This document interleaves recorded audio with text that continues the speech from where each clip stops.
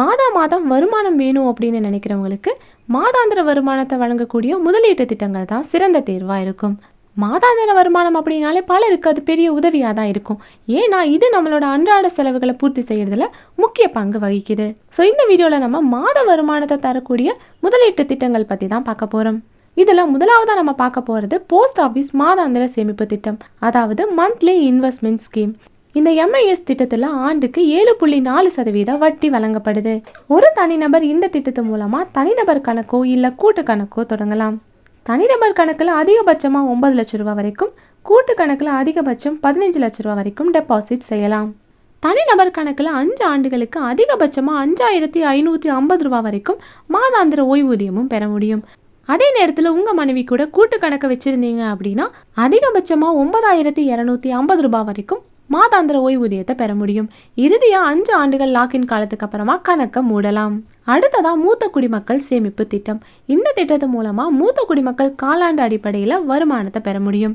இதில் ஒரு முறை முதலீடு செஞ்சு 5 ஆண்டுகளுக்கு வருமானத்தை பெற முடியும். இதுக்கு லாக்இன் பீரியட் அப்படின்னு பார்த்தா 5 ஆண்டுகள்.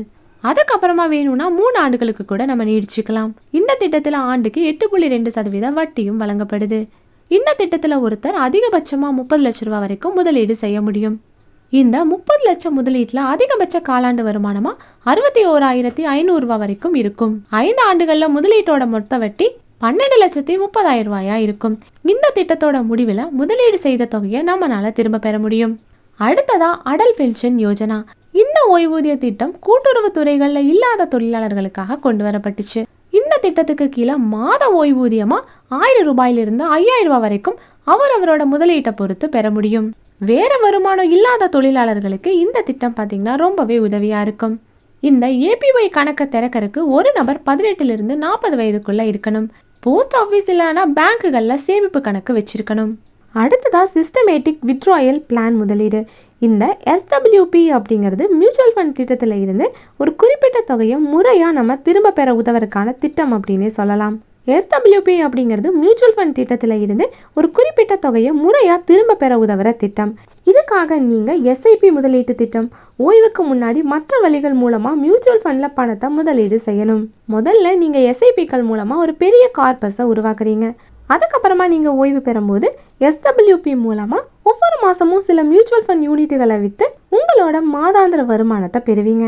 நீங்கள் எவ்வளவு அடிக்கடி பணத்தை எடுக்க விரும்புகிறீங்க அப்படிங்கிறத முன்கூட்டியே தெரிவிக்கணும். இந்த SWPயை தொடங்கணும் அப்படின்னா சரியான விவரங்களையும் கொடுக்க வேண்டியது அவசியம். அடுத்ததாக வருடாந்திர திட்டங்கள். பல ஆயுள் காப்பீட்டு நிறுவனங்கள் பார்த்தீங்கன்னா ஒரு முறை முதலீட்டுக்கு பின்னாடி மாதாந்திர ஓய்வூதியத்தை தரக்கூடிய வருடாந்திர திட்டங்களை அறிமுகப்படுத்தியிருக்கு.